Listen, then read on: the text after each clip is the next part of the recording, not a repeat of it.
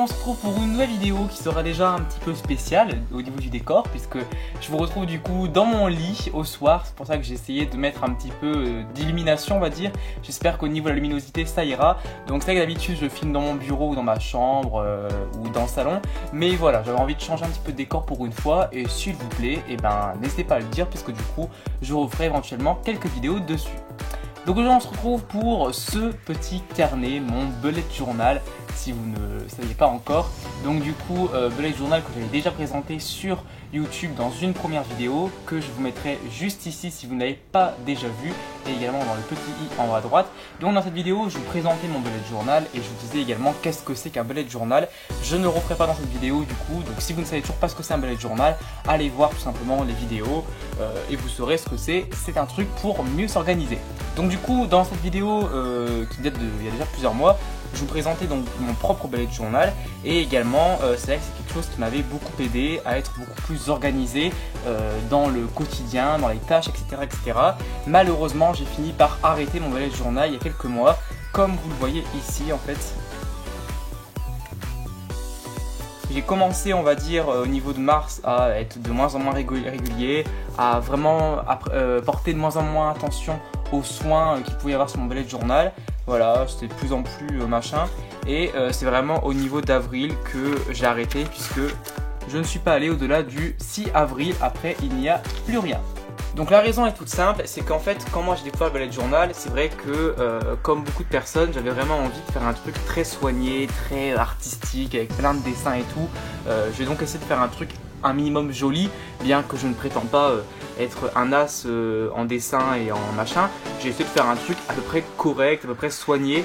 Le problème c'est que ça me prenait trop de temps et qu'au fur et à mesure j'avais de moins en moins de temps à consacrer à mon bullet journal. Il y a des soirs où j'avais 5 à 10 minutes à consacrer, et du coup je pouvais pas faire des trucs aussi soignés qu'avant, et ça m'a saoulé parce que finalement j'ai fini par faire des trucs comme là hyper classique, où il n'y avait aucun dessin, aucune couleur, enfin j'aimais pas trop ça, bien que voilà, il y en a qui ont un bullet journal où il n'y a aucun dessin, et je respecte, hein, mais moi c'est pas vraiment ce qui me convenait.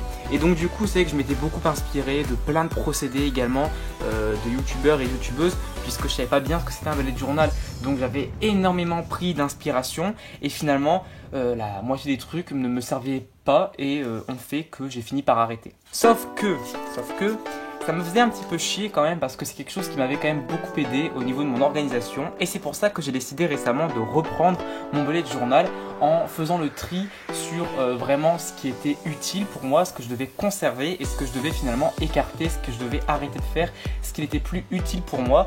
Et j'ai donc fini par reprendre mon bullet journal, faire un truc un petit peu plus simple qui me prend moins de temps. Parfois je peux au minimum mettre 5 à 10 minutes et ça me va dans mon bullet journal, mais au moins c'est maintenant quelque chose dont je me tiens et qui va beaucoup mieux.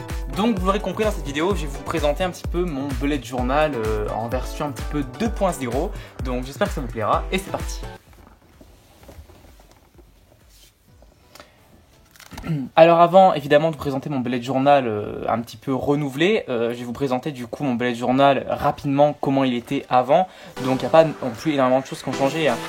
Voilà, donc on va commencer par janvier. Le tracker du coup je l'ai tout le temps, même si je l'ai un petit peu aménagé. Ça en revanche ça a totalement disparu, donc là c'était quelque chose que je faisais tous les jours. Là j'avais commencé mi-janvier, c'est pour ça, mais en fait je mettais le matin, l'après-midi, le soir et les objectifs du jour, et chaque jour je notais un petit peu les trucs que j'avais à faire. Sauf qu'en fait je me suis perdu et ça ne me servait pas, je n'allais jamais sur cette page pour voir ce que j'avais à faire, donc ça vous allez voir que je l'ai transformé en une autre page. Bon, ça c'est les trucs classiques, hein, mais c'est pareil, ça me servait pas, c'était pas soigné, j'aimais pas du tout le détail. Ça c'est les jours, donc ça par contre c'est resté, hein. Et on a les bilans. En gros, c'est vrai que j'ai conservé à peu près les mêmes choses, mais je les ai un petit peu améliorées. Donc du coup, je vais vous montrer tout de suite ce que ça donne. Alors du coup, on se retrouve ici, on reprend là, avec tout d'abord juillet. Donc juillet, j'ai commencé assez tardivement, j'ai commencé, je vais vous le dire, le mercredi 12 juillet, j'ai repris mon bullet journal. Donc je vais vous présenter un petit peu ce qu'il y a de différent. Donc tout d'abord le tracker. Maintenant je le fais sur 2 pages, comme ça c'est beaucoup plus clair. Avant je le faisais que sur une page, mais là c'est bien mieux et je peux vraiment m'y retrouver. Ensuite, ça c'est les mois, donc autant vous dire qu'il y a une grande différence entre ce que je pouvais avoir là et ce que je pouvais avoir ici par exemple, ou comme je vous l'ai montré au tout début, ce que je pouvais avoir par exemple avec ça.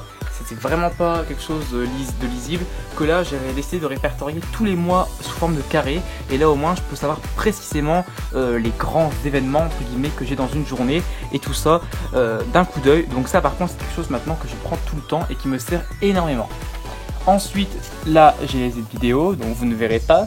J'ai également mes objectifs qui ont été améliorés. Avant, mes objectifs étaient donc ici, je les répartissais simplement dans une petite colonne, donc c'était pas très clair. Alors que maintenant, mes objectifs sont bien mieux, je trouve. Tout simplement, j'ai pris un petit machin en fait. Je mets à chaque fois, à chaque objectif, un bonhomme qui sourit pas, un bonhomme qui sourit moyennement et un bonhomme qui sourit. Et en fait, à chaque fin du mois, je regarde finalement mon objectif pendant le mois qui vient de s'écouler a été réalisé ou pas, et je colorie la case qui lui convient. Donc là, vous pouvez voir que en globalité, j'ai pas été hyper productif dans mes objectifs, et ce sera amélioré pour le mois prochain. Après, on retrouve du coup donc les jours normaux, hein, les daily day comme on dit, je crois. Donc ça n'a pas changé non plus, à part que j'ai vraiment adopté un style d'écriture plus simple. J'ai également adopté pendant les vacances ce petit truc là. En fait, chaque jour, je marque l'heure de mon réveil parce que j'aime bien profiter des vacances pour dormir, mais j'aime pas forcément non plus me réveiller à des midis parce que j'aime bien pouvoir profiter du matin. Donc j'aime bien pouvoir marquer à quelle heure je me suis réveillé et voir un petit peu l'évolution, et si j'arrive à me lever pas trop tard. Et j'ai également marqué maintenant les événements marquants du jour. Chaque jour en fait je marque un événement qui a marqué ma journée, ou qui m'a fait rire, qui m'a fait sourire. C'est une façon de positiver et puis voilà, d'apprendre les jours un petit peu mieux. Alors là, il y a aussi une petite chose qui a changé maintenant, car quand il y a un jour où je dois poster une vidéo, comme j'étais pas forcément organisé dans les vidéos et parfois que j'oubliais de faire la miniature ou que j'oubliais de faire quelque chose en particulier, et bien du coup j'ai instauré ce petit truc.